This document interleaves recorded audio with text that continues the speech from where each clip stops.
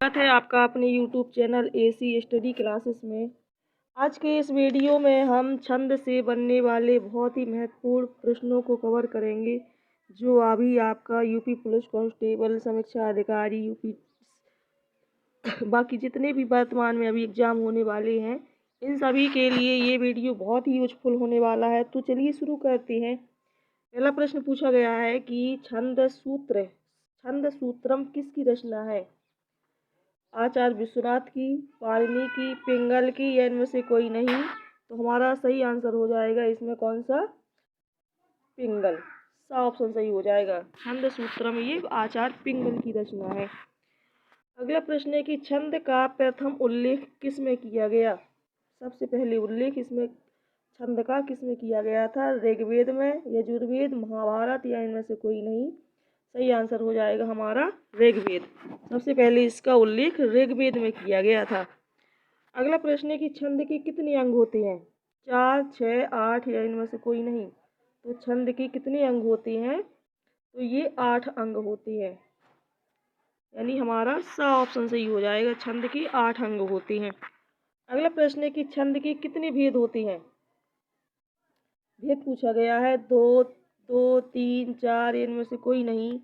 सही आंसर हो जाएगा कि छंद के कितने भेद होते हैं? तो ये होते हैं 3 भेद। कितने? 3। और 3 कौन कौन से होते हैं? मात्रक छंद, वर्णिक छंद और मुक्तक छंद। अगला प्रश्न है कि गणों की संख्या कितनी होती है? 5, 4, 8, या इनमें से कोई नहीं? सही आंसर हो जाएगा हमारा सा ऑप्शन। जो गणों की संख्या होती है वो 8 होती है। बहुत इंपॉर्टेंट क्वेश्चन है, कई बार पूछा गया है कि गणों की संख्या कितनी होती है? तो ये 8 होती है। अगला प्रश्न है कि रहीमन असुआ नयन ढरी जिय दुख प्रकट करेई जाहि निकारो गेह ते कसना भेद कही देही। इन पंक्तियों में बताना है कौन सा छंद है? सोरठा, उल्लाला, रोला, या दोहा? सही आंसर क्या हो जाएगा इसमें? दोहा छंद। दोहा छंद क्या होता है कि जो दोहा छंद होता है ये क्या होता है? अर्ध सम्मात्रिक छंद होता है, यानी कि इसकी पहले और तीसरे चरण में 13-13 मात्राएं होती हैं, और दूसरे और चौथे, ये हम गलत लगा गए थोड़ा, पहले और तीसरे चरण में 13-13 होती हैं, और दूसरे और चौथे चरण में 11-11 होती हैं। अगला प्रश्न है कि कोई भी छंद किस में विभक्त रहता है? चरण में, यति में, चरण और यति दोनों में, या इनमें से कोई नहीं? सही आंसर हो जाएगा चरण और यति दोनों में विभक्त रहता है। अगला प्रश्न है कि सममात्रिक छंद का उदाहरण है कौन सा है? ये सममात्रिक छंद दोहा, चौपाई, सोरठा, या तीनों? तो सममात्रिक छंद पूछा गया है। सही आंसर हो जाएगा हमारा चौपाई। जो चौपाई होता है ये सममात्रिक छंद होता है। इसके 4 चरण होते हैं, और प्रत्येक चरण में कितनी? 16-16 मात्राएं होती हैं। अगला प्रश्न है कि रचना के आधार पर दोहे से उल्टा छंद कौन सा होता है? जो दोहा का उल्टा छंद बताना है कौन सा होता है? रोला, सोरठा, उल्लाला, या बरबे? तो सही आंसर हो जाएगा हमारा बा ऑप्शन, सोरठा। जो दोहे से उल्टा होता है वो सोरठा होता है, क्योंकि जो दोहा होता है इसमें पहले और तीसरे में 13-13, दूसरे और चौथे में 11-11, लेकिन जो सोरठा होता है इसमें पहले और तीसरे में 11-11, दूसरे और चौथे में 13-13 होती हैं मात्राएं। अगला प्रश्न है कि सुन सिय सत्य असीस हमारी पूजहि मन कामना तुम्हारी। इस पंक्तियों में कौन सा छंद है बताना है? दोहा है, सोरठा है, चौपाई है, इनमें से कोई नहीं? तो सही आंसर इसका क्या हो जाएगा? सा ऑप्शन, चौपाई छंद। इसमें प्रत्येक चरण में कितनी होती हैं? 16-16 मात्राएं होती हैं, और चरण कितने होते हैं? 4 चरण होते हैं। अगला प्रश्न है कि जिस छंद के पहले और तीसरे चरण में 11-11, दूसरे और चौथे चरण में 13-13 मात्राएं होती हैं, और तुक मध्य में होता है, वह कौन सा छंद होता है? कौन सा छंद होता है? दोहा, सोरठा, रोला, या उल्लाला? सही आंसर हो जाएगा इसका सोरठा छंद। अगला प्रश्न है कि जी निम्न में से कौन सा छंद सममात्रिक छंद नहीं है, समान मात्रा वाला छंद नहीं है? चौपाई, गीत का, हरि गीत का या दोहा? सही आंसर हो जाएगा इसका द ऑप्शन, यानी कि दोहा जो होता है ये सममात्रिक वाला छंद नहीं है, बल्कि ये कैसा है, अर्ध सममात्रिक छंद। अगला प्रश्न है निम्न में से कौन सा छंद अर्ध सममात्रिक छंद का उदाहरण है? तोमर, आला, राधिका या उल्लाला? इसका सही आंसर हो जाएगा उल्लाला। अगला प्रश्न है कि विषम मात्रिक छंद नहीं है, कौन सा नहीं है विषम मात्रिक छंद? कुंडलिया, छप्पे, सोरठा, इनमें से कोई नहीं? सही आंसर क्या हो जाएगा? सोरठा। ये विषम मात्रिक छंद नहीं है। अगला प्रश्न है कि निम्न में से कौन सा छंद अर्ध सममात्रिक छंद नहीं है? बरबे, दोहा, सोरठा या रोला? अर्ध सममात्रिक छंद नहीं है, कौन सा? सही आंसर इसका क्या हो जाएगा? 15 का द ऑप्शन, यानी जो रोला है ये अर्ध सममात्रिक छंद नहीं है। अगला प्रश्न है कि निम्न में से एक मात्रिक छंद नहीं है? अरिल, तोमर, रूपमाला या घनाक्षरी? तो इनमें से कौन नहीं है एक मात्रिक छंद? सही आंसर क्या हो जाएगा इसका? घनाक्षरी। ये एक मात्रिक छंद नहीं है। अगला प्रश्न है कि किसको पुकारे यहाँ रोकर अरण्य बीज, चाहे जो करो शरण शरण तिहारे हैं? इस पंक्तियों में कौन सा छंद है? छप्पे, घनाक्षरी, द्विघ घनाक्षरी या उल्लाला? तो सही आंसर हो जाएगा इसका बा ऑप्शन, यानी कि घनाक्षरी। अगला प्रश्न है कि चौपाई छंद में कुल कितनी मात्राएं होती हैं? अभी हमने बताया था कि कितनी होती हैं।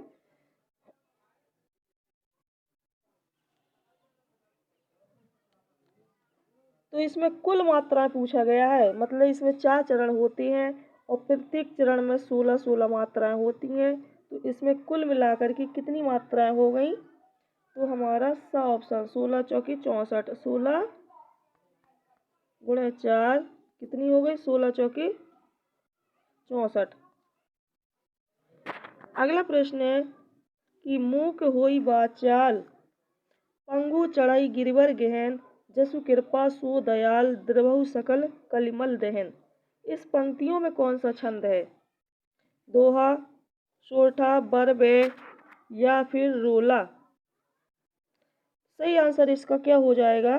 बा ऑप्शन, सोरठा छंद।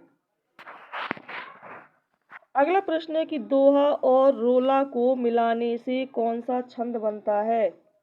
छप्पे, कुंडलिया, हरि गीत का या फिर गीत का? तो दोहा और रोला को मिलाने से कौन सा छंद बनता है? तो ये बनता है कुंडलिया छंद। बा ऑप्शन सही हो जाएगा।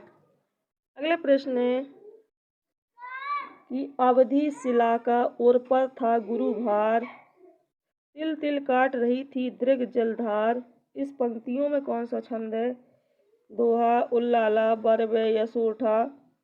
सही आंसर हो जाएगा इसका सा ऑप्शन, बरबे। जो बरबे छंद होता है इसमें पहले और तीसरे में 12-12 और दूसरे और चौथे में 7-7 मात्राएं होती हैं।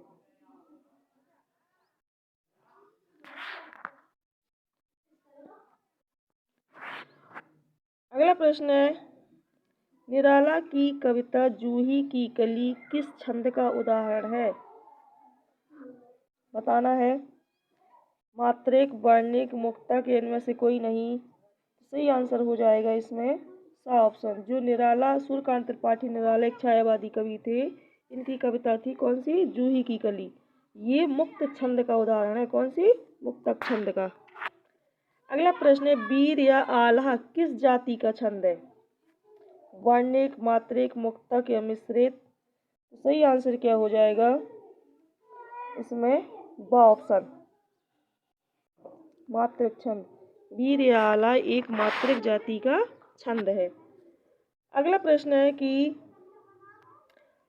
हम जो कुछ देख रहे हैं सुंदर है सत्य नहीं है, यह दृश्य जगत भासित है, बिन कर्म शिवत्व नहीं है।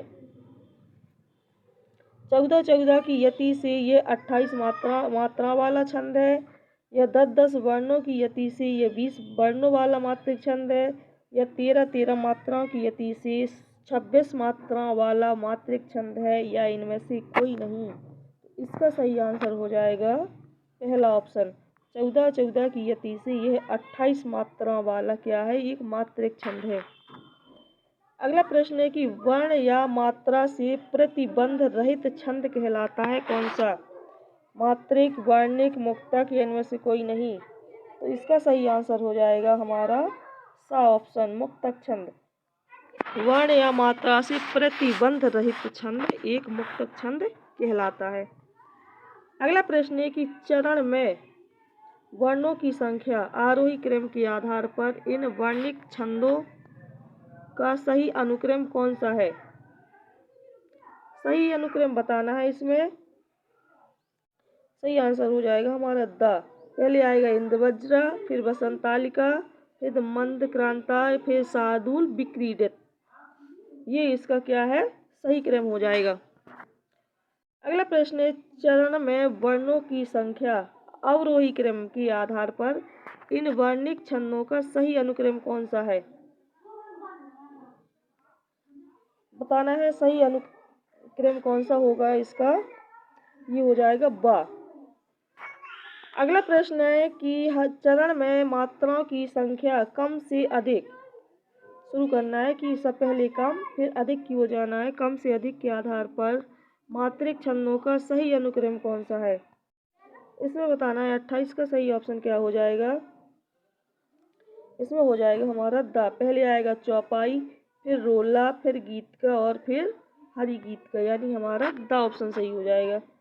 अगला प्रश्न है सम मात्रिक छंद कौन सा है? इसमें सम, हरि गीत का, उल्लाला, छप्पे या इनमें से कोई नहीं। तो इसका सही आंसर हो जाएगा उल्लाला छंद। अगला प्रश्न है तुलसी राम नाम सममीत न आन, जो पहुँचाओ रामपुर तनु अवसान, कभी समाज को बिरवा चली लगाए, सींचन की सुधि लीजे मुरझी न जाए। इस पंक्तियों में कौन सा छंद है? चौपाई, बरबे, दोहा, इनमें से कोई नहीं। इसका सही आंसर हो जाएगा बरबे।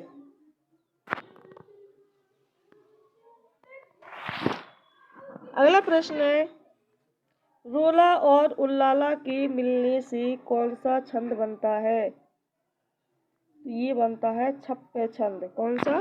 छप्पे।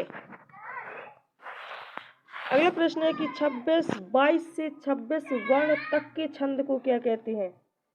22 से 26 वर्ण तक के छंद को मध्यक्रांता, कुंडलिया, सवैया या कवित्त।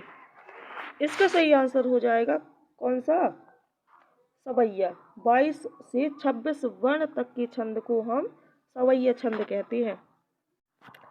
अगला प्रश्न है कि नदियां प्रेम प्रवाह है, फूल तारा मंडल है, बंदी विविध विहंग शेष फण सिंहासन है, हे शरण दायिनी देवी तू करती सबकी त्राण है, हे मातृभूमि संतान हम तू जननी तू प्राण है। इस पंक्तियों में कौन सा छंद है?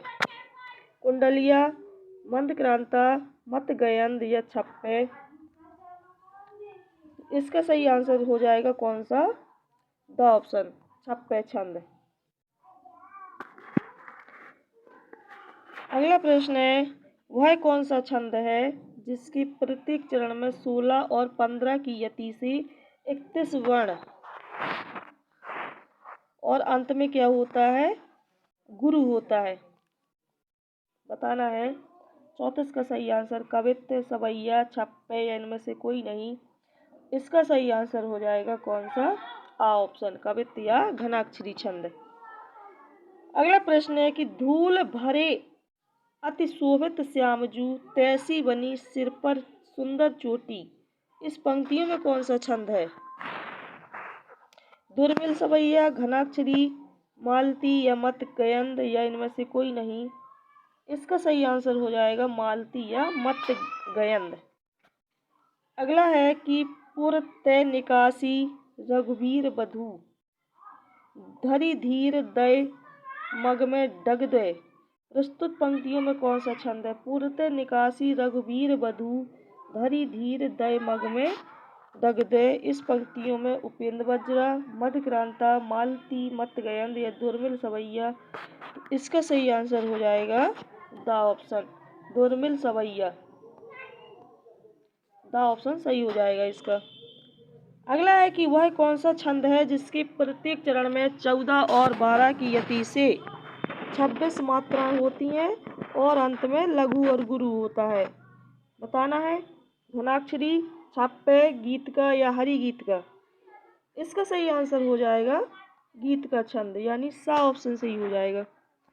अगला प्रश्न है कि दंडक छंद का उदाहरण है कौन सा?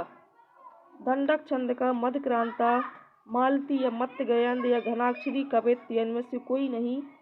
इसका सही आंसर हो जाएगा कौन सा?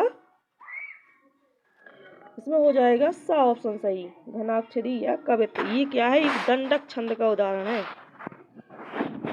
अगला प्रश्न है रूपमाला और रोला निम्न में से किस छंद की उदाहरण है? रूपमाला और रोला किस छंद के उदाहरण है? सममात्रिक छंद, अर्धसममात्रिक छंद, विषममात्रिक छंद, इनमें से कोई नहीं।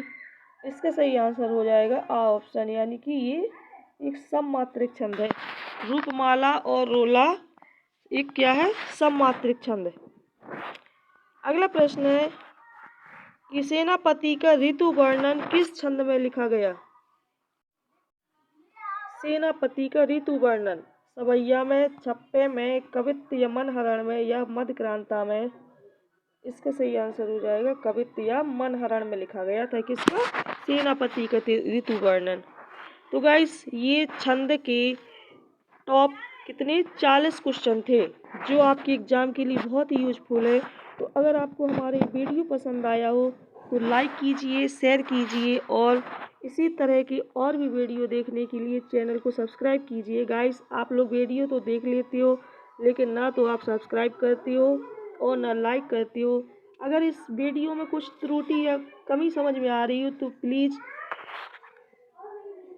इस कमेंट बॉक्स में लिख कर के ज़रूर बताइए। Thank you so much.